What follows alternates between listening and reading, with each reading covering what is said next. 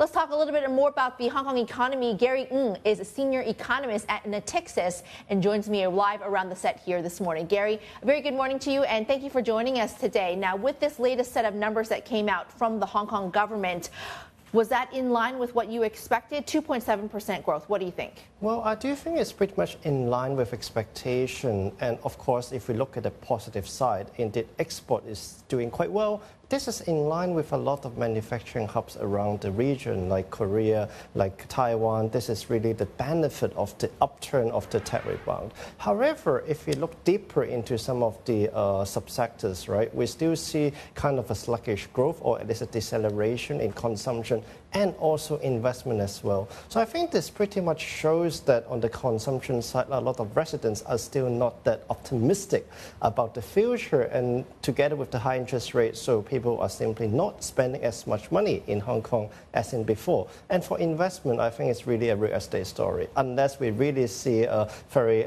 big recovery in the sentiment, I think it's very hard for developers to actually basically invest and build more projects. We've seen a big launch coming through from those property developers. Given the scrapping of all the spicy measures, we've seen an uptick in the number of transactions. When you talk about consumption, we're also getting retail sales numbers today and a revised GDP forecast in about 2 weeks.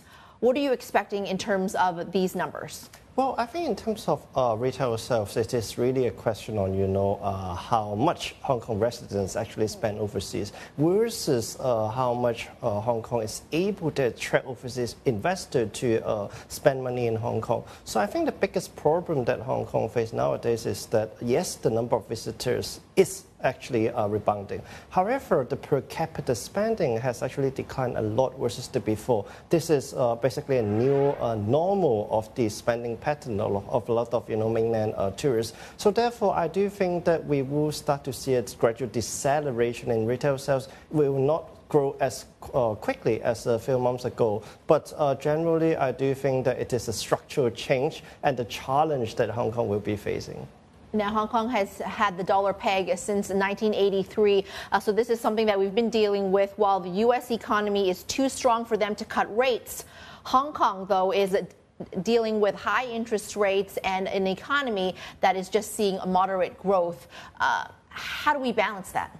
Well, I think it's very hard for Hong Kong to act further simply because the dollar peg is very important to maintain the stability of a lot of different sectors, for example, the financial industry and also the trade sector as well. So I don't think anyone is going to move that at the moment. However, of course, there could be benefit, but also for cost in that sense. And of course, if we look at the growth rate in Hong Kong nowadays, if Hong Kong has an independent monetary policy, maybe there should be some downward adjustment in the interest rate. But this is not the reality that we are facing. So I do think that Hong Kong can only work on the fiscal side, so that the government would probably need to add more to support the lower income population.